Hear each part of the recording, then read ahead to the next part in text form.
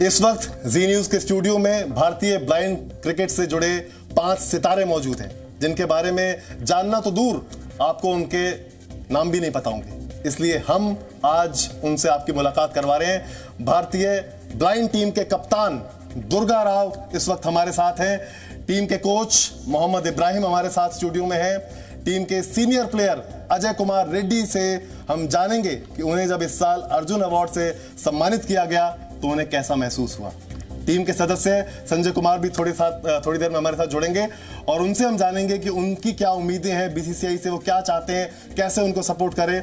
और जो सेक्रेटरी हैं cricket association for blind in India के शैलेंद्र यादव जी, वो भी आपको दिखाई दे रहे हैं। उनसे हम जानेंगे कि खिलाड़ियों को क्यों वो सिर्फ 3,000 रुपए ही दे पाते हैं और क्यों उनको उचित हक नहीं दिलवा पा रहे हैं।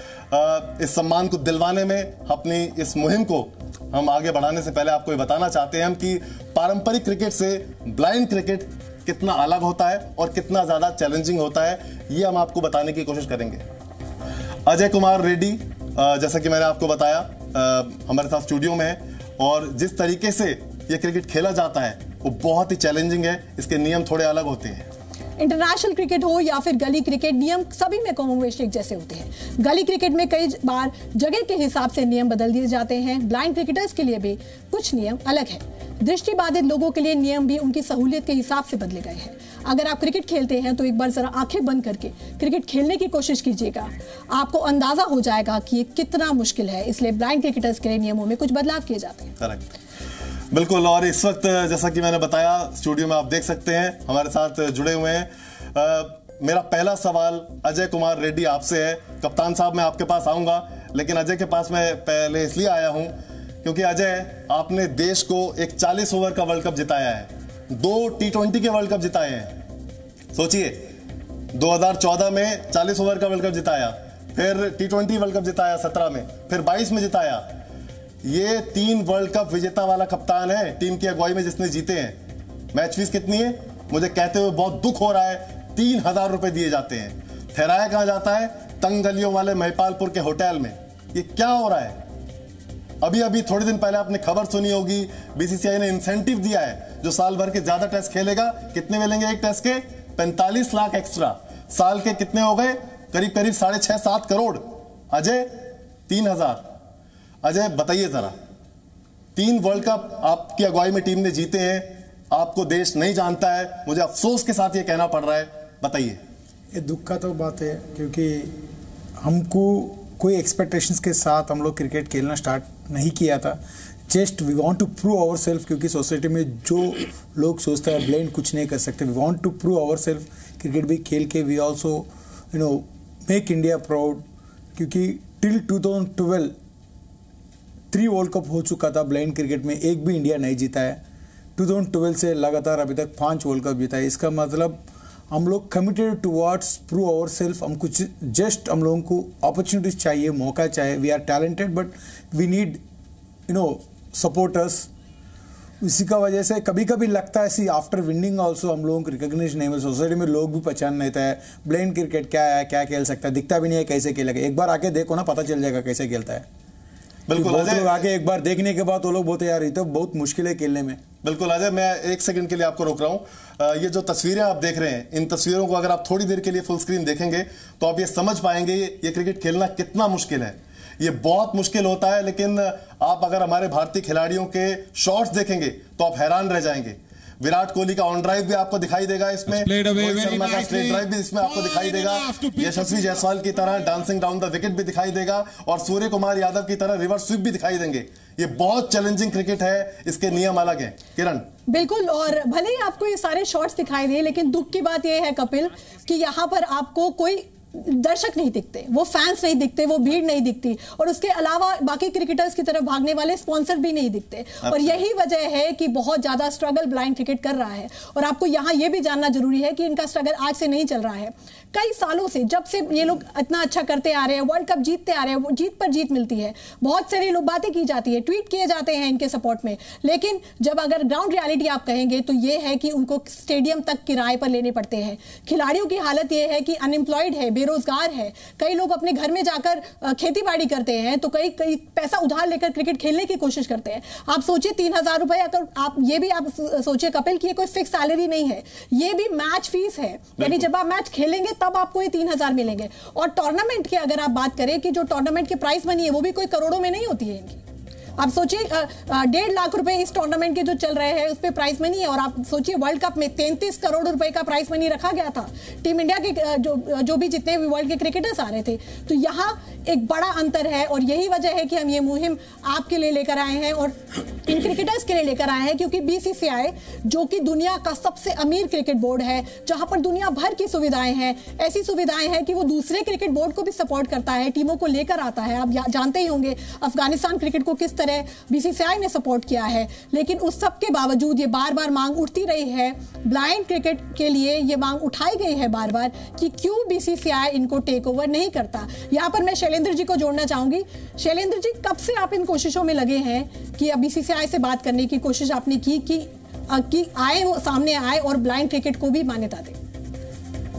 बिल्कुल, जैसे कि ऑलमोस्ट 34 साल हो गए हिंदुस्तान में ब्लाइंड क्रिकेट को खेलते हुए। 1990 से लेके आज तक हम लोगों का हमेशा निरंतर प्रयास रहता है कि हम लोग BCCI के सामने हाथ जोड़कर खड़े रहते हैं, क्योंकि हम उनसे टकरा तो नहीं सकते। हाथ जोड़कर उनसे हमेशा एक यही विनती करते हैं कि अगर आप कुछ कर सकते हो तो आप हमारे प्लेयरों के लिए उनको रिकग्नाइजेशन दो, पैसा नहीं देना चाहते हो तो उनको मान्यता दो, एटलीस्ट बाकी लोग उनको आगे सपोर्ट करें आपके मान्यता के वजह से। आज आप नहीं उनको मदद कर पा रहे हो तो उनको उससे ज़्यादा उनको कठिनाई हो रही है, क्योंकि एक व्यक्ति के जीवन में एक चुनौती आती है, वो उससे कितना परेशान होता है। हमारे जीवन में तो हमें तो जीवन ही चुनौतियों के साथ जीना पड़ता है। एक बार अगर आप आंख बंद करके भी 5 मिनट सोचोगे, कमरे के अंदर बैठ के भी घूम के देखोगे, हम तो पूरी जिंदगी आंख बंद करके घूम रहे हैं, जो कि ये क्रिकेट इतना मुश्किल है। BCCI ऐसा नहीं है, देख रहा है, जान रहा है सब कुछ, पर पता नहीं क्यों अनजान बन रहा है। बिल्कुल। और क्या इससे पहले बात करी गई थी कि डिफरेंट अलग अलग जो कैटेगरी है, जैसे कि डेफ क्रिकेटर्स वगैरह, इन सबका एक एसोसिएशन बनाया जाए, एक अम्ब्रेला बॉडी बनाई जाए और उसके बाद उनको रिकग्निशन दी जाए, लेकिन उस बॉडी को बने हुए भी अब 3 साल से ज्यादा हो चुके हैं। क्या इस पर कोई बात आगे बढ़ी? बिल्कुल, लोढ़ा कमेटी का भी उनको गाइडलाइंस आए हैं कि आप सभी दिव्यांग क्रिकेटरों को मान्यता दो और इनको समान अधिकार दो।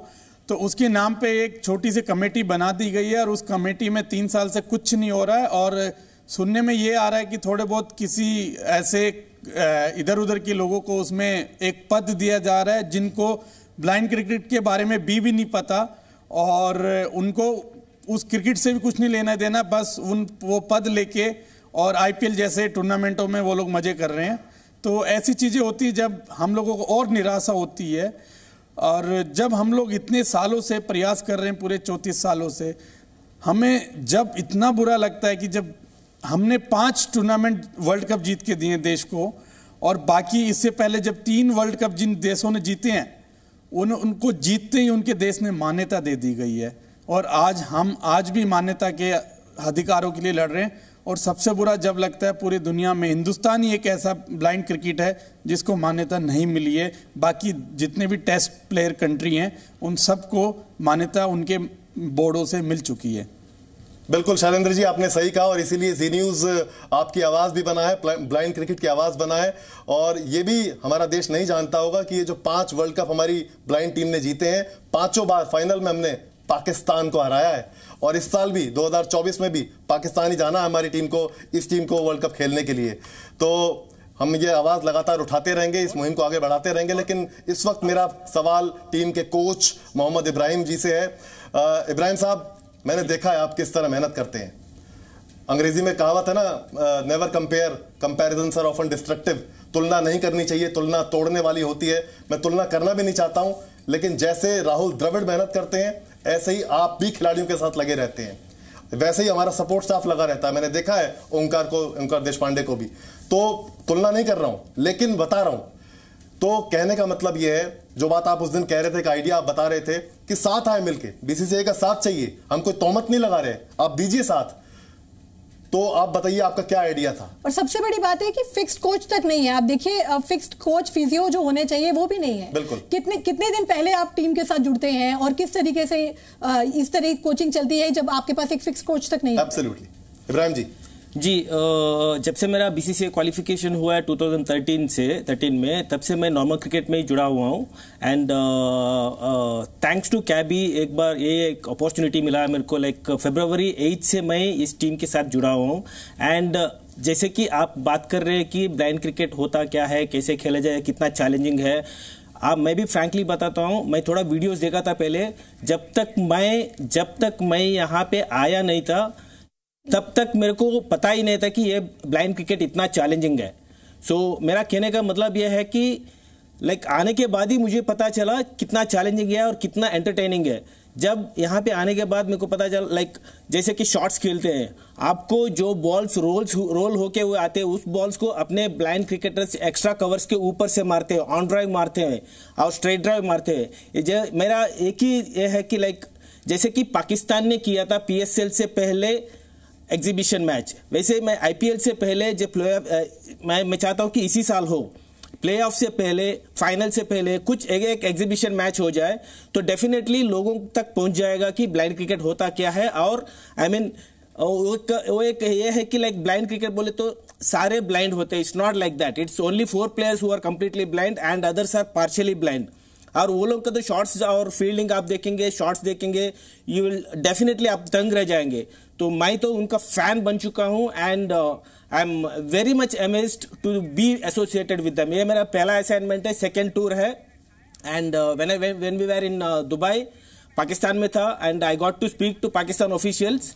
वहाँ पे I got to know that Pakistan में क्या होता है, जैसे कि बीसीसीआई का ग्रेडिंग है, A grade, B grade, C grade players. बिल्कुल आपने सही कहा इब्राहिम, बहुत अच्छा आइडिया आपने दिया कि अगर IPL शुरू होने जा रहा है, मैच शुरू होने से पहले मैच से पहले अगर 10 ओवर का आपका एक मैच हो जाए, पूरा देश, मैं कह रहा हूं 1 घंटे में जान जाएगा हमारी ब्लाइंड टीम ने क्या करिश्मा किया है।